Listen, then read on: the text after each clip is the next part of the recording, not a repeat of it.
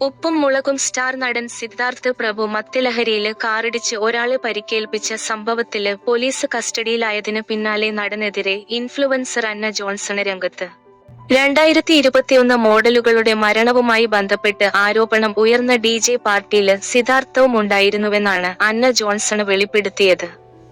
ഇതോടെ ആരാധകർ ഒന്നടങ്കം ഞെട്ടിയിരിക്കുകയാണ്. കഴിഞ്ഞ ദിവസം കോട്ടയം MC റോഡില് വെച്ച് രാത്രി 8:30 ഓട്ടോയാണ് സംഭവം നടന്നത്.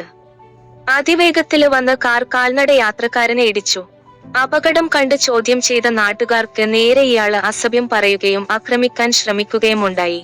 സ്വബോധത്തിലായിരുന്നില്ല സിദ്ധാർത്ഥ് എന്ന് ദൃക്സാക്ഷികള് പറയുന്നു. നാട്ടുകാർ സിദ്ധാർത്ഥിന്റെ കാല് കെട്ടിയിട്ടിട്ടുണ്ട്. റോഡില് നിന്നും ഇയാളെ വലിച്ചു മാറ്റാൻ ശ്രമിക്കുന്നതും പുറത്തു വന്ന ദൃശ്യങ്ങളില് കാണാം. പോലീസ് സ്ഥലത്തെത്തി നടനെ കസ്റ്റഡിയിൽ എടുക്കുകയായിരുന്നു. ഇപ്പോഴിതാ ഈ സംഭവത്തിന് പിന്നാലെയാണ് ഞെട്ടിപ്പിക്കുന്ന വെളിപ്പെടുത്തലുമായി അന്ന ജോൺസണ് രംഗത്ത് വന്നിരിക്കുന്നത്. അന്നയുടെ വാക്കുകള്: മോനെ, ശരിക്കും അന്ന ചേച്ചിക്ക് സങ്കടം തോന്നുന്നുണ്ട്. നീ ഓർക്കുന്നുണ്ടോ, 2021 ഒക്ടോബർ 21 കൊച്ചിൻ നമ്പർ 18 ഹോട്ടലില് വെച്ച് നമ്മള് കണ്ടിരുന്നു. ഞാൻ നിന്റെ കൂടെ കുറച്ച് ഫോട്ടോകൾ എടുത്തു. അത് കഴിഞ്ഞ് എന്റെ വ്ളോഗിംഗ് വീഡിയോയില് കുറെ നീ പതിഞ്ഞു.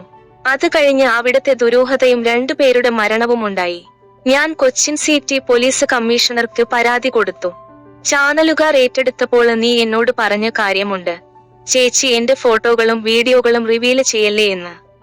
നീ മാത്രമല്ല, മുൻനിര നായിക നടിമാരും നടന്മാരും ഒക്കെ അവിടെ ഉണ്ടായിരുന്നു.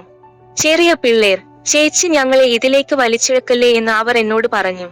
അവരുടെ പേര് പറഞ്ഞ് എനിക്ക് വേണമെങ്കിൽ റീച്ചുണ്ടാക്കാമായിരുന്നു. ഈ ഡിസംബർ 25 വരെ ഞാൻ വാക്ക് പാലിച്ചു. കാരണം നീ എനിക്ക് വാക്ക് തന്നിരുന്നു. ഞാനിനി ഇതിന്റെ പുറകെ പോകില്ല, നന്നായിക്കൊള്ളാമെന്ന്. എന്താണ് മോനെ അവസ്ഥ?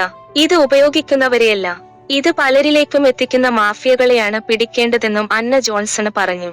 അതേസമയം 2021 കൊച്ചിയില് വെച്ച് 2 മോഡലുകളായ യുവതികള് മരിച്ച സംഭവമാണ് അന്ന ജോൺസണ് ചൂണ്ടിക്കാണിച്ചത്.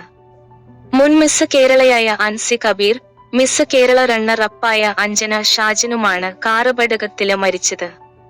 ഇവരുടെ സുഹൃത്ത് മുഹമ്മദ് ആഷിഖും കാറിലുണ്ടായിരുന്നു. ഇയാള് ഗുരുതര പരിക്കുകളോടെ ആശുപത്രിയിലായി. ഒരാഴ്ചയ്ക്ക് ശേഷം മരിച്ചു. കാറോടിച്ചിരുന്ന അബ്ദുൾ റഹ്മാനെ പോലീസ് അറസ്റ്റ് ചെയ്തിരുന്നു.